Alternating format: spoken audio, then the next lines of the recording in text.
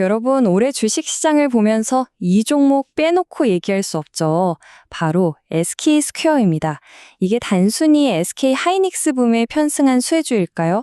아니면 정말 한국 자본시장의 판을 바꾸는 게임 체인저일까요? 오늘 분석에서는 그 숫자 너머의 진짜 가치를 한번 파헤쳐 보겠습니다. 자, 이 숫자부터 한번 보시죠. 310%. 이게 무슨 숫자일까요? 네, 바로 올해 SK스퀘어 주가가 보여준 경이적인 상승률입니다. 정말 믿기 힘든 수치죠. 도대체 무슨 일이 있었던 걸까요? 그런데 말이죠. 여기서 우리가 진짜 던져봐야 할 질문이 있습니다. 이거 그냥 SK 하이닉스가 잘 나가서 덩달아 오른 거 아니야? 그냥 평범한 쥐주의세일 뿐인가? 오늘 저희 분석은요, 바로 이 질문에 대한 답을 찾아가는 과정이라고 보시면 되겠습니다. 자, 그럼 첫 번째 파트부터 시작해 볼게요. SK스퀘어. 이 회사의 정체는 뭘까요? 뭐가 다른 걸까요? 핵심은 바로 이겁니다. SK스퀘어는요, 우리가 흔히 생각하는 그런 지주회사가 아니에요. 그냥 자회사들 위해 군림하면서 배당금이나 받아 챙기는 그런 회사가 아니라는 거죠. 스스로를 액티브 인베스터, 그러니까 반도체나 ICT 기술 포트폴리오의 가치를 아주 적극적으로 키워내는 투자 전문 회사로 정의하고 있습니다. 바로 이 지점에서 모든 차이가 시작됩니다.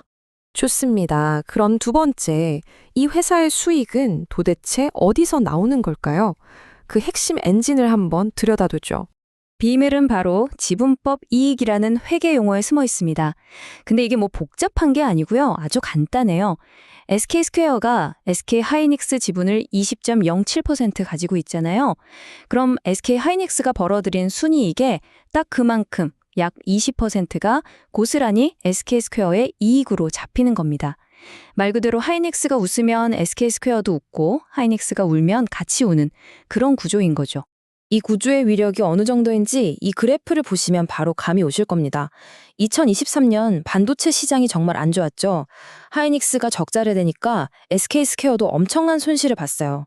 그런데 보세요. 불과 2년 뒤 AI 붐이 터지면서 하이닉스가 화려하게 부활하니까 SK스퀘어 영업이익은 그냥 수직으로 상승해버립니다. 사상 최대치까지요. 정말 영화 같은 반전 아닌가요?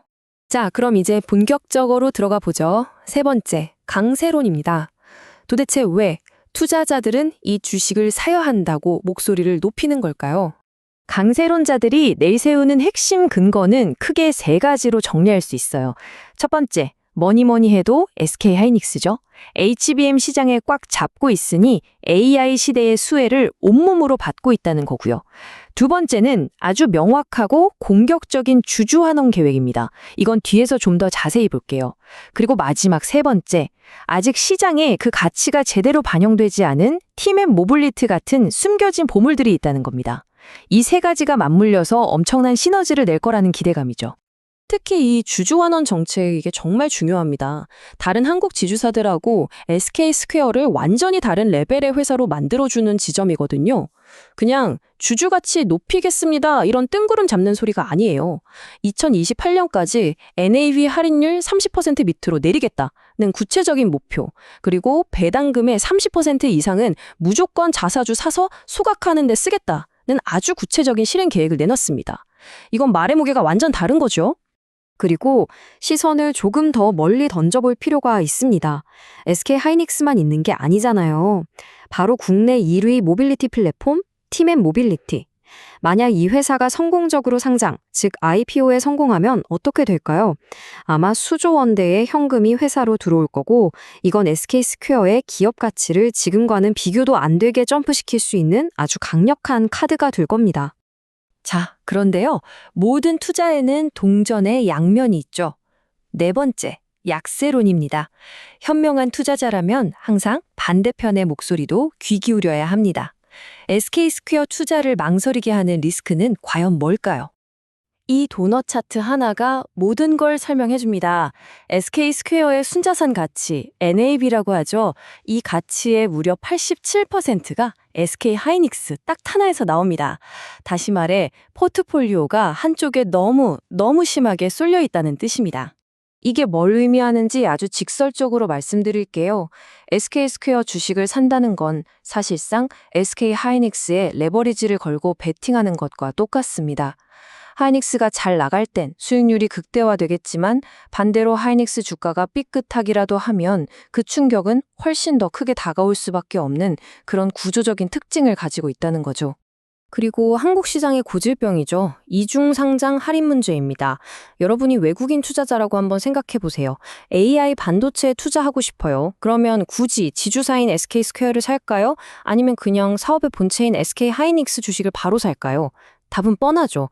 바로 이 문제 때문에 SK스퀘어의 가치에는 늘 보이지 않는 유리천장이 존재할 수밖에 없습니다. 자, 그럼 약세론의 핵심 리스크 3가지로 딱 정리해 볼게요. 첫째, SK하이닉스에 대한 지나친 의존도. 둘째, 절대 0이 될 수 없는 구조적인 이중 상장 할인율. 그리고 셋째, 11번가처럼 실적이 부진한 자회사에 소중한 현금이 계속 투입될 수 있다는 우려.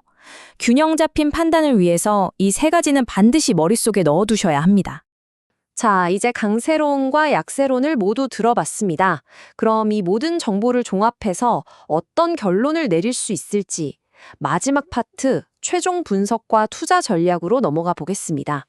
증권사 리포트에서는 크게 3가지 시나리오를 제시하고 있는데요. 가장 긍정적인 시나리오, 그러니까 하이닉스 실적이 시장 예상을 훌쩍 뛰어넘고 자사주 소각까지 더해진다면 목표가는 57만 원까지도 볼 수 있다는 거고요. 지금 같은 흐름이 이어진다는 중립적인 시나리오에서는 45만 원, 반대로 반도체 이제 고점 아니냐는 논란을 커지는 보수적인 상황에서는 28만 원까지도 밀릴 수 있다고 보고 있습니다.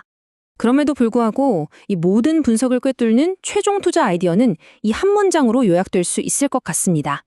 SK스퀘어는 더 이상 SK하이닉스의 그림자에 가려진 회사가 아니라 한국 시장에서 기업 가치 제고라는 새로운 표준을 만들어가는 회사다. 바로 이 믿음이 핵심인 거죠. 그래서 이 자료에서 내리는 최종 결론은 아주 명확합니다. 매수 의견입니다. 그럼 구체적으로 어떻게 매매하면 좋을까요? 일단 지금의 상승세를 따라가는 게 기본 전략이지만 혹시 기술적인 조정이 와서 주가가 30만 원 초반대까지 내려온다면 그건 오히려 비중을 늘릴 절호의 기회로 삼으라는 조언입니다. 최종 목표가는 가장 긍정적인 시나리오를 바탕으로 한 57만 원으로 제시됐네요. 자, 오늘 분석을 마무리하면서 여러분께 이 질문을 한번 던져보고 싶습니다. 반도체 사이클이 주는 폭발적인 성장성, 그리고 주주 가치를 최우선으로 하는 공격적인 환원 정책.